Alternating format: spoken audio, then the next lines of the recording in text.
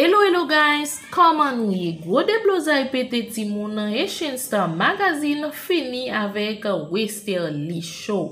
S'entendez à l'abdi l'autre gros parole. Gros cause oui guys.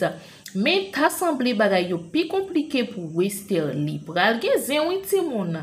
Avant de commencer, quitter m'prend yon petit temps pour me saluer chaque abonné mio et nouveau yo ou même qui fait tomber sur channel Queen da Love la. Pas hésiter à abonner, like, partager. Déjà moi dire yon gros merci. C'est triste oui, pour garder pour yon grand monde pi jeune passé ou, m'pa fanatique artiste ou pour m'te kon tout ancien projet ou kon m'a parler de ancien projet artiste. Ancien projet c'est règle cinéma yoye. Si en 2022 projet moun lan trash, ça m'pe dit nan ancien. Ti moun gros causé. Et bien guys, un petit tête post ça fait, c'est parce que Star t'a parlé de feuilleton Jenny Queen qui pas bon dit tout. Et bien sortant de ya, bagay ça te mangé Westerly juste dans so. Li te arrivé à gasser Star, zin presse ou ti moun, zin compliqué. Sortant de ya ou t'a pral joindre Star qui t'a pral faire un l'autre post. Interview a fait nan moment qui favorable. Nous pas besoin ak artiste là pour kounya à cause li pa bay résultat. Sinon ou tap font interview avec chaque jour pour te faire monter Chanel ou ni moins ni ou gen même grand goût. Ou pas tap gen manger à devant ou pour pas manger là. Mes amis c'est gros cause ti moun. L'aime di nous pral gen zin, pral gen zin. Et bien ti moun ou pral ouais pour qui ça Star li même li te la gueule comme ça. Moi pas de capable de faire interview avec elle pour monter Chanel moi parce que le média Westerly Show vin République Dominicaine yo fait appel à elle pour semaine de la diaspora.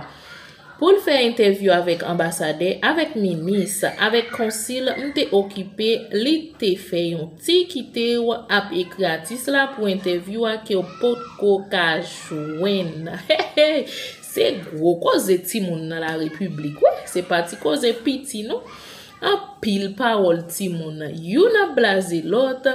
Si ou comprendre créole, ou ap comprendre parce que ti tête post sa yo gen bagay an dan you guys.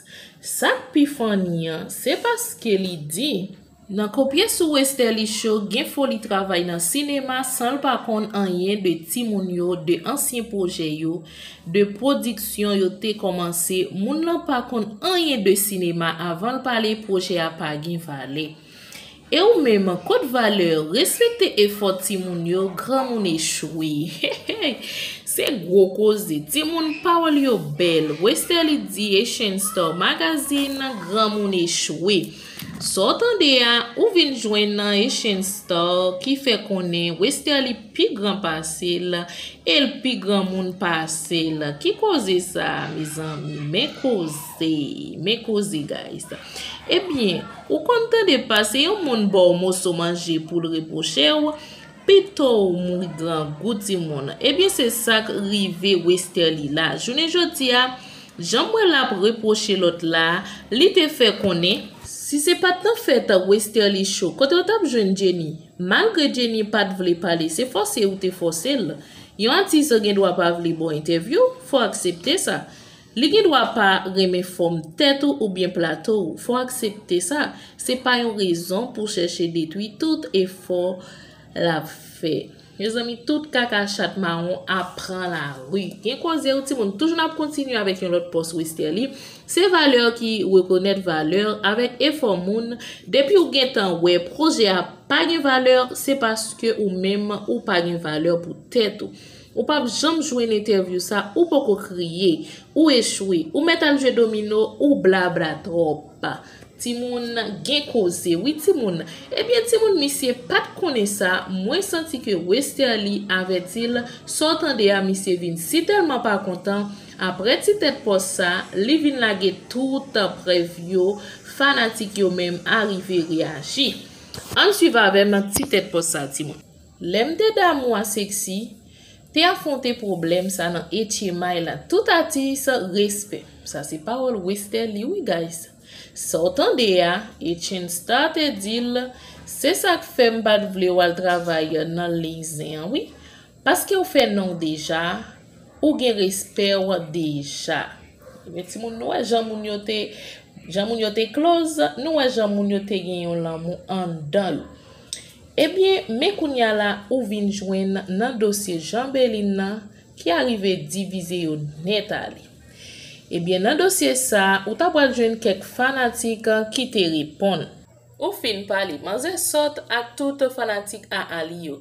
Maze plis kwen nan detui moun, kel pa prop même.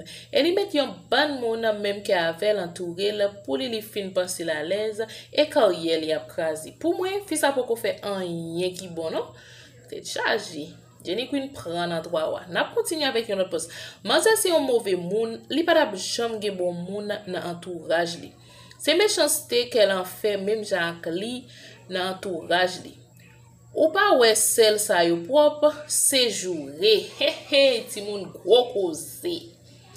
Gen cause oui guys. D'après Jean fanatique yo parle, t'assemblé Jenny Queen gen yon qu'elle en fait. Et Jean yo di ya t'assemblé même entourage li yo même Javel. Ça vle di ou pas ka bay yo yon conseil, ou pas ka fè yo wè aucune raison. Ti moun goze en pile. D'après sa fanatique yo di oui. Et puis jodi an tou m'tap suivi yon ti post. Yon JST fait. Côté que li tap mande pour faire feuilleton Jenny Queen nan marché, ta semble Jenny Queen li même li pa kampi soigné ti moun cause yo en pile. M'bral inviter nou wè ti tête pour ça ensemble avec. Jenny Queen dit pour nous partager feuilleton pour le faire yon ti l'argent parce que misé arrête pour li envie vivre yon vilix. Jenny Queen envie vivre yon vilix même jan avec fait de la meya guys. Aidez le partager vidéo, aidez le partager feuilleton nan ti moun pour ka vivre yon vilix même avec fait de la mer tête chargée ti moun cause yo en pile sous béton. Et bien Jenny Queen c'est travail pour travail, mettez plus femme nan femme pour ka réussite pour ka vivre yon vilix même gens ou voye mandé c'est pas moun yo comme si qui pral faire faveur mais d'après gens travail moun yo ap déjà ou mérite faveur là c'est pas ou même ka voye mandé cause yo en pile guys cause yo en pile moun a fait qu'on fait ton Jenny Queen yo même yo pas bon en tout cas ma chère levez pio parce que fait blâme ya pas vinn pour chouette. Eh bien, si vous êtes bien content d'entrer la caillou avec un nouveau vidéo ça, ou même qui aime travail m'a fait, pas hésiter à abonner, like, partager pour plus de monde qui a une chance de découvrir cette channel ça qui c'est Queen Da Love. Eh bien, petit monde, comme toujours dit, non pas tellement miser dans la vidéo mieux parce que formal de l'autre cause qu'a fait la haine sur béton pour m'porter pour vous. Si me prend tout le temps dans une seule vidéo, la prend temps comme si pour m'porter l'autre cause pour nous, c'est une raison qui fait pas trop aimer faire vidéo mieux long, pour aller chercher l'autre cause pour m'porter pour. Et bien guys, c'est là que mettez une fin dans la vidéo aujourd'hui. Moi nous en pile, bisous spécialement avec abonnez mieux et nous voyons. Bye guys.